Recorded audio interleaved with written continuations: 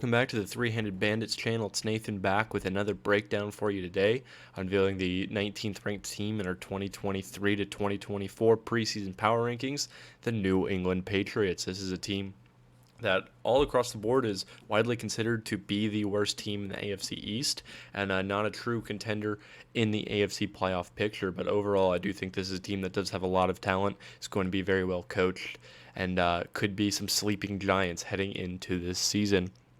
Before we start talking about this team, their coaching and their schedule, please like and subscribe and share this video with somebody that you care about. So as I just said, I do think that this is a team that could be sleeping giants. It's a team that has a lot of talent on the roster and should have some good coaching as well as these Bill Belichick teams, have had previously. So let's go ahead and talk about their offseason real quick. And the biggest addition this team made was bringing in Bill O'Brien over from Alabama and replacing Matt Patricia, who had no reason to be the offensive coordinator for this team.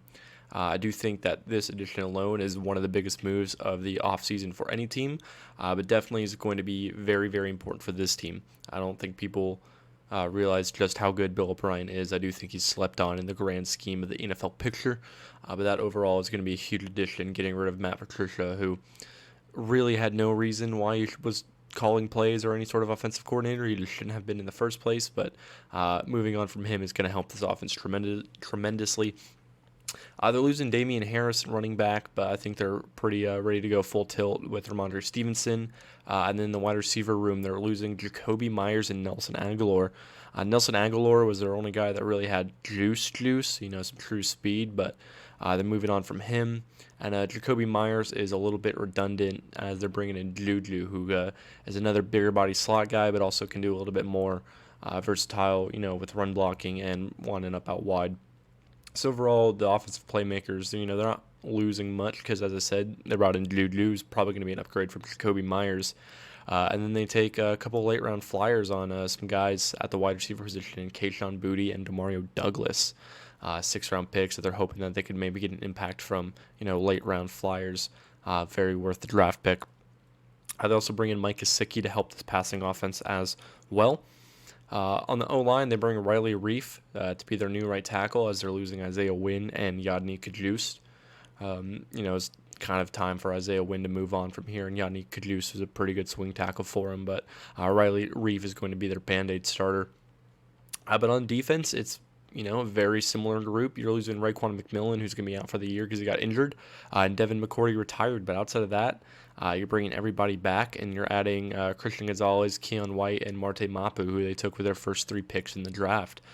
So overall, when we're looking at this offseason, your defense is going to be the same group of guys, and you're hopefully adding some more talent there.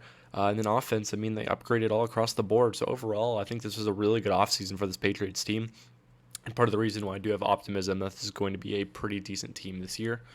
Let's briefly talk about the coaching. It's not really a whole lot to really talk about because, Bill Belichick is still here and he's still one of the top, 5 head coaches in the league.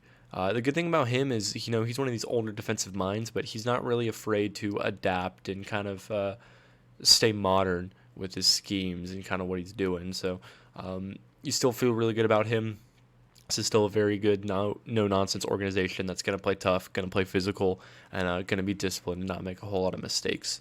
And then defensive coordinator, you got Gerard Mayo and the Belichicks. It's Bill's defense. They'll be helping install, but it's Bill's defense and team. But the offense, as I was alluded to, Bill O'Brien, I think, is a huge addition for this team. People forget just how good those Texans offenses were. Granted, they did have Deshaun Watson and DeAndre Hopkins. But I do think that's also because Bill O'Brien was a really good head coach. I do think the way things flamed out there in Houston when he became the general manager really gave people a much more negative impression of Bill O'Brien. Obviously was a horrible GM, but I do think he's a really excellent coach. And that's part of the reason why I ended up kind of getting that job is because he was such a good coach in his time in Houston. So I do think he's going to help, raise the floor and ceiling of an offense that was really stagnant last year and really help year 3 Mac Jones kind of develop and take some strides to be a better passer. But really, there's not a whole lot to say. It's going to be a well-coached team on offense and defense, and I do think that it's one of the best or one of the better coaching staffs in the entire league. Talking about this offense, this is the offense of really good, not great. That's really going to be the theme for this entire team. But let's go ahead and start off with Mac Jones. Mac Jones is a really good quarterback, but last year, he really struggled a little bit. I will say, his rookie year, he graded out via PFF as one of the like top 11 quarterbacks. He was a fringe top 10 quarterback as a rookie, and last year took a couple steps back. A little bit of a sophomore slump. I do think part of that was the Matt Patricia coach offense. But overall, I do think that Mac Jones is a good quarterback. He's got a good enough arm. He's a good processor. He's a good decision maker. And, he's not the most athletic guy, so that does limit him and what he can do. But despite being such a poor athlete, he does have really good pocket presence, and he's able to kind of step around and manipulate the pocket and really be a efficient passer from the pocket.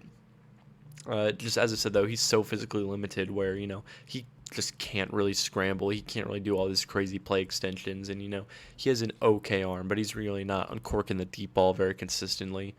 But overall, he's a good quarterback who, I think in this scheme is a smart player. And with all these option routes that I imagine Bill O'Brien's going to bring in, I do think he's going to consistently make correct decisions and overall have a good year and be very efficient in the quick and intermediate passing game. So I do have him ranked, kind of in a, not really a top 16 guy. But I do think by the end of the year, we will kind of be discussing Mac Jones as kind of right behind the Kirk Cousinses, the Dak Prescotts, the Jared Goffs, kind of in that fringe of, quality, capable starters. I do think Mac Jones is a good enough decision maker where he's a guy that you can win with as long as everything goes right around him. So overall, I do think we're going to have a good year from Mac Jones. But behind him, you have Bailey Zapp and Trace McSorley. As we saw with Bailey Zapp, he's a smart enough player. He can come in and keep your season alive for a few games. But if we have a lot of games of Bailey Zapp, then this is not going to be a team that's really threatening to do much. And Trace McSorley is just horrible. He really should not be on a football field. But overall, as I said, I do think we're going to have a good year from Mac Jones. I do want to talk about this wide receiver room really quick. It's a very interesting unit. It has a pretty safe floor. You have two pretty decent wide receivers, one okay wide receiver, and a couple guys that you're really kind of expecting some big step ups from. So I do think that Juju is probably going to be the most productive wide receiver for this team and for this offense. I do think he's going to be able to do a lot from the slot. And is a really bigger body guy, with a lot of these option routes that Bill O'Brien traditionally likes to run. I do think he's going to be able to take advantage of, some slower linebackers or some smaller kind of safeties and really use his brains as well as his physicality to kind of win quick and be open for Mac Jones. So I do imagine that, especially for fantasy football, he's someone who I'm not really afraid to target. I do think he's going to have a productive year and overall be a really solid addition and an upgrade from Jacoby Myers, especially considering how well of a run blocker he is. That's something this offense is going to like. And then you got Devontae Parker, who is a low-end, wide receiver. He's a capable starter. I don't really know if you want him as a number one. You really want him more as a number two, but he's a solid position guy.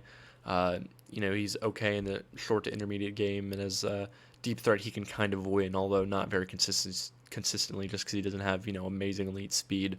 But overall, you do have two, really good wide receivers here, and both are definitely capable. I just don't think you really want either of them to be your true number one receiver in an ideal world.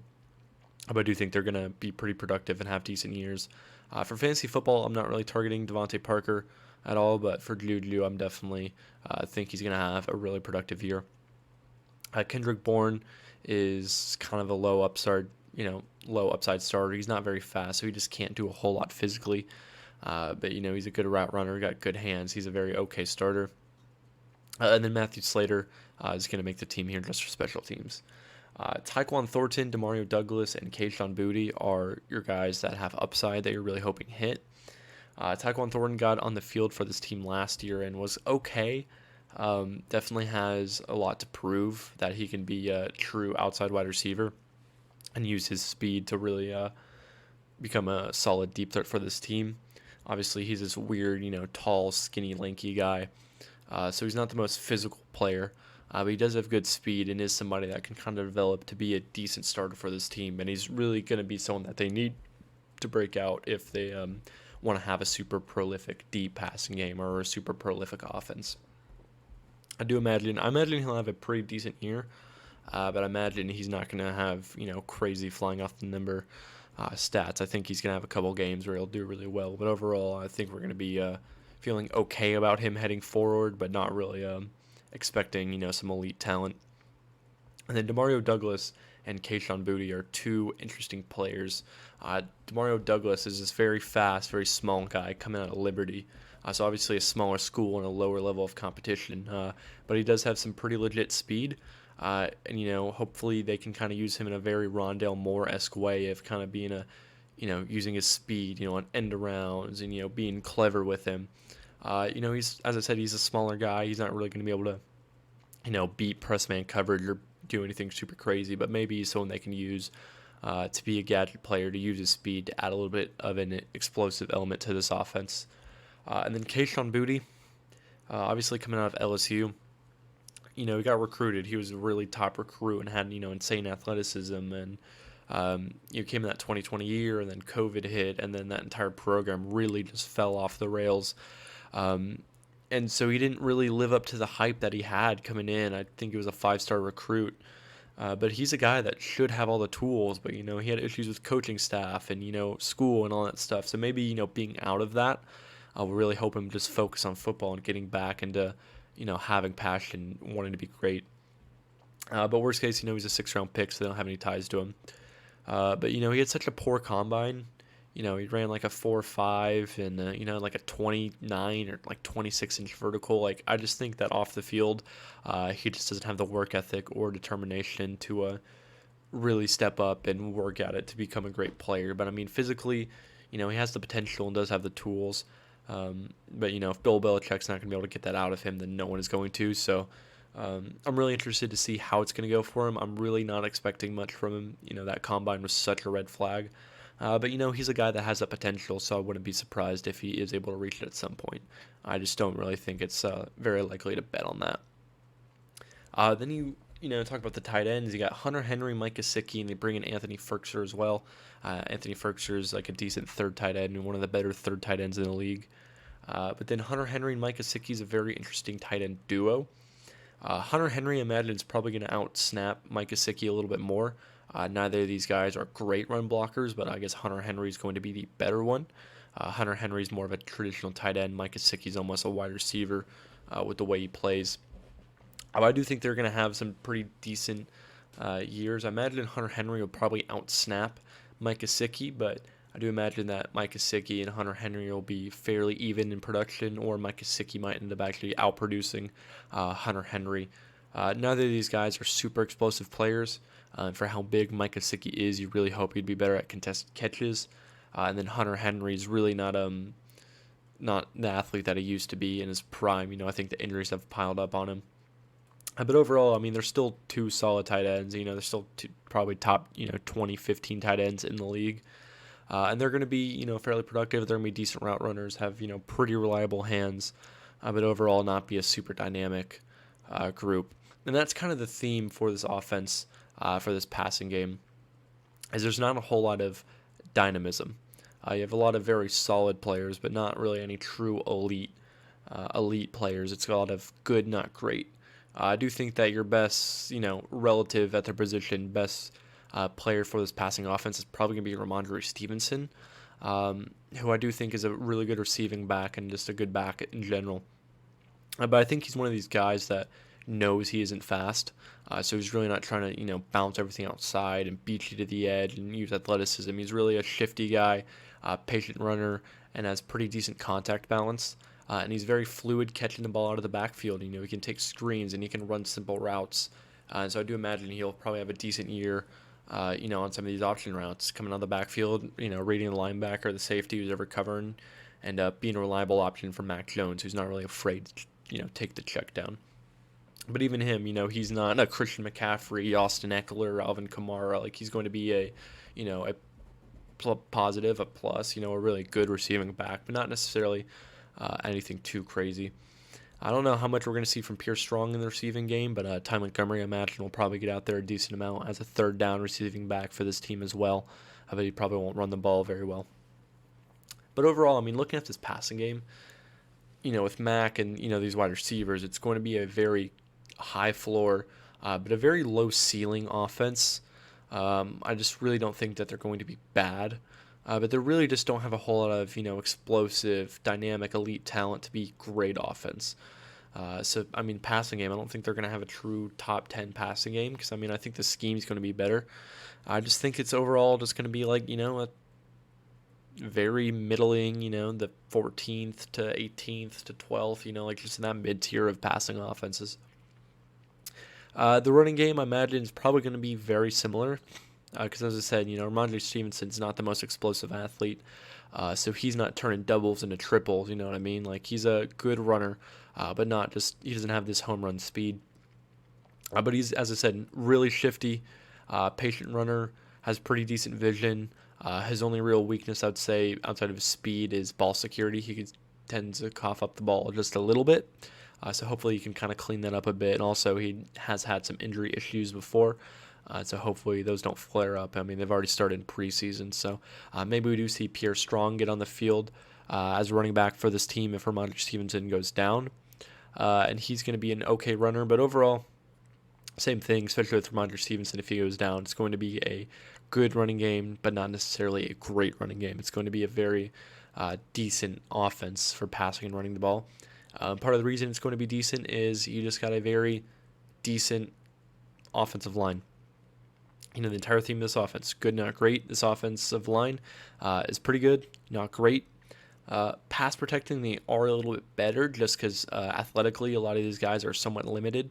So they're not, the greatest of people movers.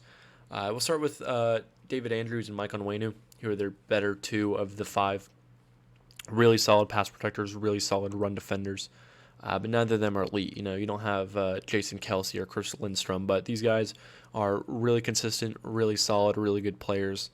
And you're not worried about them in either running or pass blocking. The other three do have a little bit of question marks. Trent Brown is physically such a huge refrigerator of a human being, where sometimes in pass protection he loses and he loses bad, just because sometimes I guess he just can't keep his feet with him. But overall, I mean, he's this insane strong dude, so I mean, most of the time he'll play very well, but when he does lose, he's going to lose bad. But just because he is such a huge dude, he's just not the most dynamic, explosive athlete, and so he struggles run blocking a little bit just because he doesn't have, the explosiveness to really drive off the ball and push people back, and he's not really great at blocking out space just because he's just a huge freak, strong man, but he's still a really solid tackle for this team. And then Cole Strange had a decent rookie year, had a pretty safe floor, played very well for this team, wasn't really a liability. He's a solid pass protector, but didn't show to be a particular great run blocker last year. But I imagine he'll have another pretty good year and just be another solid player for this team.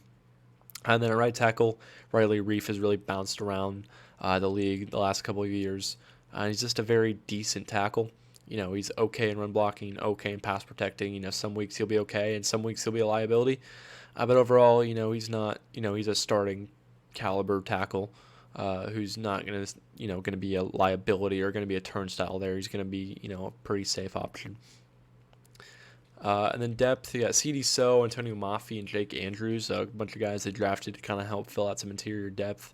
And then Calvin Anderson, James Ferentz, and Connor McDermott are all pretty decent backup options. I mean, overall, they got 5 decent offensive linemen and 3 capable backups. So, this is a pretty deep offensive line. It doesn't have any true weaknesses, but yet again, doesn't have any true strengths.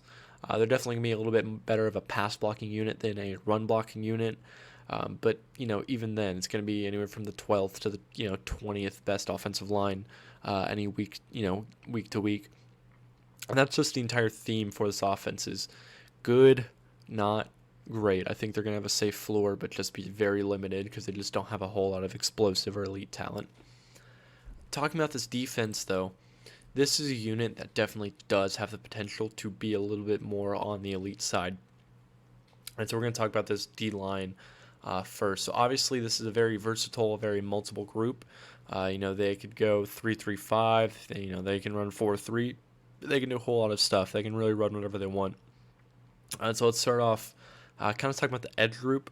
Really with Judon and Uche as their main pass rushers. Uche is really just a pass rusher, 6'3", 245. He's basically a linebacker playing edge, but he's a really good edge rusher for this team. But he's really not defending the run at all. And then Matt Judon is a really good player. He's just, last year he had an explosive start of the year and really kind of tapered off. He's not in one of the tier one, elite guys. He's not a Myles Garrett, not a Max Crosby.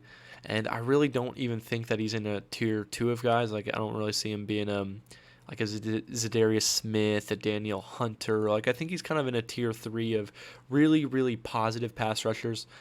He's a really good player. I definitely do think that he's a true number one, pass rusher. But I'm not really scared of him as I am, to the same level as those other guys. But he's also a decent run defender. Can also obviously get after the quarterback. But with how versatile this defense is, he can also drop back into coverage and be a positive defender there. So overall, I mean, he's a well-rounded player, can do a little bit of everything and wear a lot of hats for this team. And I think he's going to have another pretty solid year for him. And then Anthony Jennings is really just more of an edge rush defender on early downs. And then Dietrich Wise and Keon White are going to have some interesting roles on this team. Dietrich Wise is such a huge freak athlete. And so, he can hold up on the interior, but he can also kind of play out wide. So imagine we'll probably see a lot of, Dietrich Wise, being a, edge on early downs, really helping defend the run with his size and strength, and then be a real interior rush presence for this team, on third and fourth down. He's going to be a really decent player. Good run defender and a good pass rusher, but, not necessarily, elite at either of those traits either. Christian Barmore probably has a potential to have the highest upside for this team. He has the potential to be everything, of Quinnen Williams or Chris Jones. Not quite a great, pass or run defender. He's definitely got to improve in that aspect. But, I wouldn't be surprised if he really breaks out and has a great year for this team. And then Devon Godshaw is really just a nose tackle. He's very okay for a nose tackle getting after the quarterback, but he's really there to take on double teams, eat space, and really try to defend the run.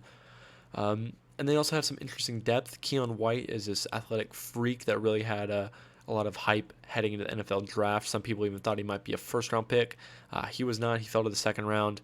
He's very raw, has a lot of developing to do, but he's an insane athlete, and under Bill Belichick, he's someone I can imagine would develop, and if they don't want to pay Dietrich Wise, can ultimately take over that role for him. Lawrence Guy is a really decent, run defender and is okay at getting after the quarterback, but he's kind of just more of a rotational run defender. Daniel Ukwale had a couple of decent, pass rush snaps last year. He's some rotational depth for them. And then Carl Davis is also some rotational depth for this team as well. But overall, with this offensive line, I mean, they have a lot of talent. It's a pretty deep unit. And so, I mean, they could really run whenever they want. They can have 3 down linemen, they can have 4, they can have 5. Like, they can do a lot with this defensive line. Of decent depth, and Bill Belichick is going to kind of do whatever he wants with this unit. And that's something that this defense has a lot of, is insane versatility. And since I'm talking about versatility, I'm going to talk about this coverage unit all as just one giant unit with the linebackers. And the cornerbacks and safeties. Just because, as I said, this is a team that loves versatility, and Bill Belichick is not afraid to be super versatile and do a lot with this team. And, you can see that on the back end. Let's talk about the corners first, just because it's the simplest. Jonathan Jones, Marcus Jones, Christian Gonzalez are going to be their starters. Christian Gonzalez definitely needs to develop, some better man technique, but will definitely be a decent zone corner coming in right away. And he's got really good athleticism. And can really, develop to be a really great elite talent for this team. I imagine he'll have an okay rookie year. I'm not really expecting rookie of the year hype, but I don't think he's going to be a liability like some first-round corners have been earlier in their careers. Marcus Jones was super explosive as a return man, and even on the offensive side of the ball. He's going to be a decent slot corner for this team. Get away. But I mean, I imagine he'll have a decent year from the slot, and I imagine he saw how explosive he was last year. I imagine they'll still use him on the offensive side. Jack Jones, who knows what's going to happen with him? Because he got like arrested in Boston for whatever he was doing with guns or whatever. I think Jonathan Jones is going to be this team's best corner, most reliable corner. He can do a little bit of man, a little bit of zone, just be a really safe, decent starter for him. But the linebackers and safeties is really interesting. You don't have a whole lot of cornerback depth, by the way. But the safeties and linebacker group is very interesting because Jelani Taivai and Jawan Bentley are really good run defenders. But even last year at PFF, graded out very excellently as coverage players. So they are really good at defending the run and going to help this defensive line defend the run as well. But what they did a lot last year was they used these safeties a lot as linebackers. They love these having these 3 safety sets. So that's something that they really like to do last year is, maybe they'll have Kyle Duggar play linebacker and, take some of these guys off the field, or have Dribble Peppers or Adrian Phillips. They have 3 of these bigger body safeties who can really be box safeties and play like linebackers for this team. And so that really helps, kind of their linebacker coverage because they have safeties playing linebacker, and they can still be solid run defenders, but grade out better as pass defenders and pass coverage players. That the linebackers, they did great last year, but better than that they even could. And even a linebacker, they got Martu Mape out of Sacramento State, small school guy that Bill Belichick is imagining going to have a good, probably won't do a whole lot this year, but next year can step in and do a lot of what these linebackers are doing. And Mack Wilson and Chris Ford are decent rotational guys also. So they have a deep linebacker unit who is even deeper when you include the fact that we got 3 safeties who can be linebackers for this team as well. Jalen Mills is also, like, as a 4th safety, is probably the best 4th safety in the entire league. He's a guy who's got okay athleticism who will probably end up being their best free safety, and I imagine can get on the field a lot from that. But, they're going to be able to do whatever they want with coverage on the back end just because, there's so much flexibility. Because they can leave these linebackers out here in coverage and they're not going to be liabilities. But, they can also take them off the field and not really suffer in run defense either. So it's just super exciting to see what this team is going to do, just because, they can just do anything that they want. Just because, they can throw everything around. It's insane. Same thing with defensive line. They can really just throw people all over the place. They can, send a blitz and have Judon, drop into coverage. They can have 4 safeties on the field and not suffer in run defense. They can have, you can run 4 down linemen, 5 down linemen, 3 down linemen. Like, this team is just going to have such a good defense that's really going to be able to play and match up to whatever offense they're going to. So I don't necessarily think it's going to be a true elite defense. I think they're going to have, good run defense, good pass coverage, good pass rush. I just don't really think it's going to be, I don't think it's going to be like the Steelers defense. It's not going to be like the Niners defense. It's not going to be one of these true elite defenses. But, I don't think it's going to be a bad defense ever.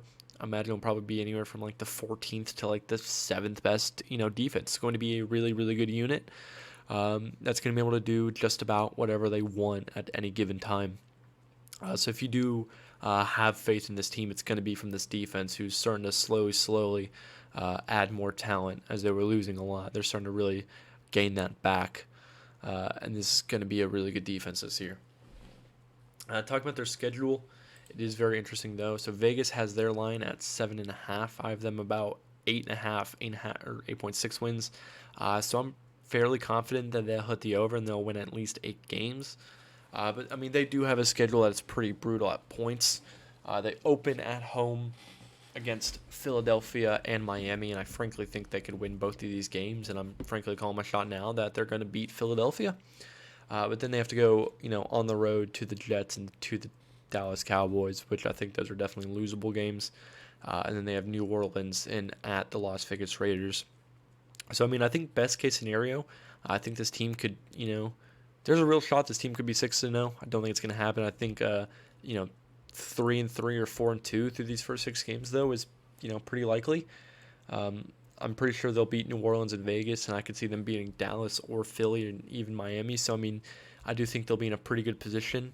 They have Buffalo, coming to home, who I wouldn't be surprised if they beat either. Then they have to go to Miami fairly early in the year, so that game may be kind of difficult just because it'd be the heat.